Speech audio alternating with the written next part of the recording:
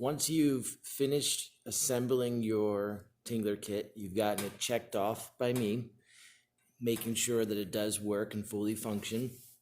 If it didn't work or fully function, you'd have to correct it and then make sure that it does work. After that point, what we'll do is I'll give you a base and a top piece. And what we're going to do is we'll use that in order to figure out the length of our sides. So we need to create these sides that are going to go here, which will give us space to attach the plate to, as well as our top and bottom to within here. We're also going to create a place on one of the sides where we can add a switch. So you should acquire material that I have set up for you. It's already cut to the right thickness and the right width. All you need to do is cut it down to the correct length. Machine we'll use for this is the radial arm saw. So what I typically do, makes it the easiest, is you can actually measure this piece here, where these two holes are, is where that side needs to go, and then we'll make a cut.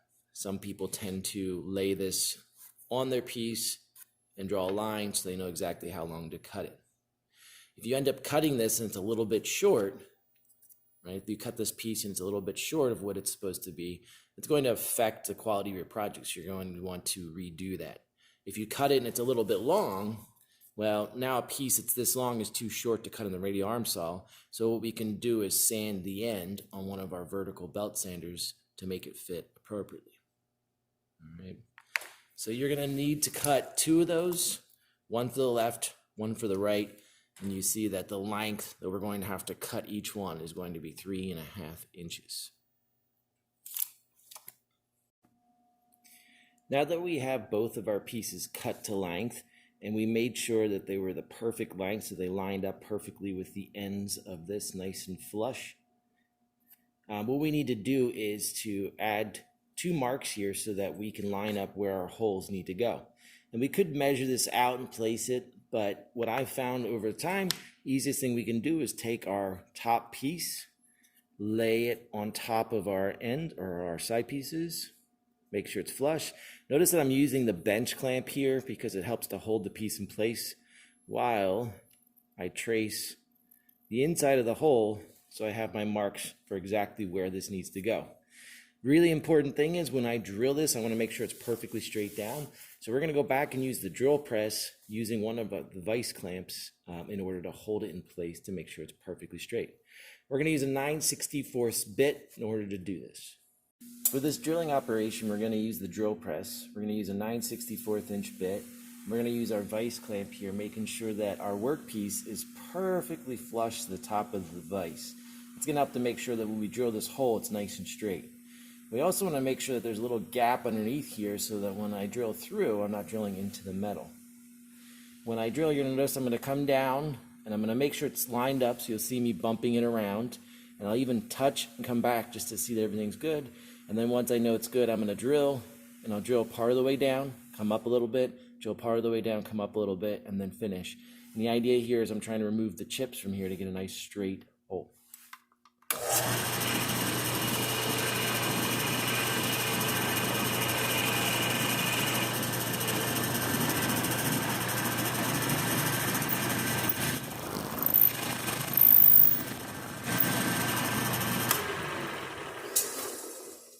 Everything turned out right.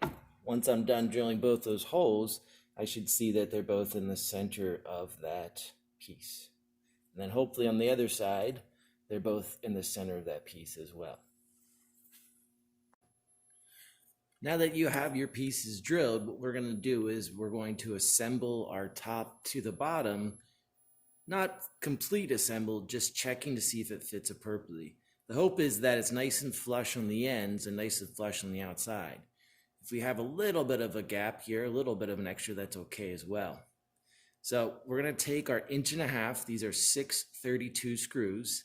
6 is in reference to our diameter. 32 is in reference to how many threads there are per inch on here.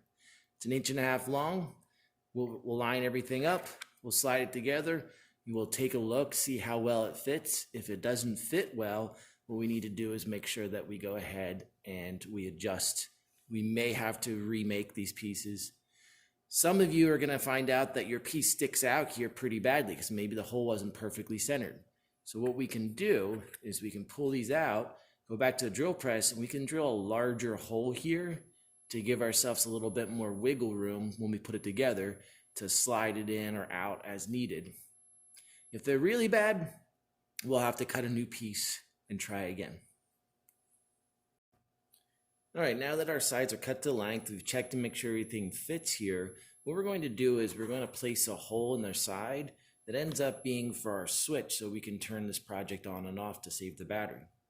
Now we used to use the laser to cut through here, and you can kind of see it creates this charred edge to it, and it doesn't end up working out and looking as nice as we'd like it to. So we've changed our methods. What we're going to do is we're going to use the switch from your air-propelled boat, so you'll have to take that off your air-propelled boat project. We're going to measure over from one end, 1 5/16. So 1 inch and 5/16 of an inch. That's just a little bit more than 1 1/4. Okay, so you go 16 past. And then what we're going to do is we'll take our switch, we're going to place it so that the inside end is lined up, and then we should be able to trace this so that we can get our placement left to right. Now that, when we're done, ends up being 7/8 of an inch. So if I were to measure this, that spacing there is 7/8 of an inch. We want to go down 1/2 of an inch. So right to here. So it's really 7/8 of an inch wide and down 1/2 of an inch. And we're going to cut out this little corner. So I'm going to use this as a straight edge here to draw some lines.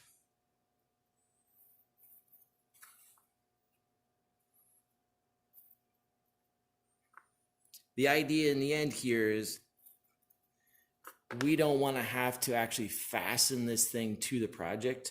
So when we cut this slot, we're hoping that it's snug. If you end up cutting the slot and it's a little bit bigger than the switch, what we can actually do, you can sort of see here on this one that I did, is it's really nice and snug. In fact, it's really hard to get out. We put a little bit of tape, a little bit of masking tape on the inside there to increase the size of the switch. So when we push it in, it wedged itself in place.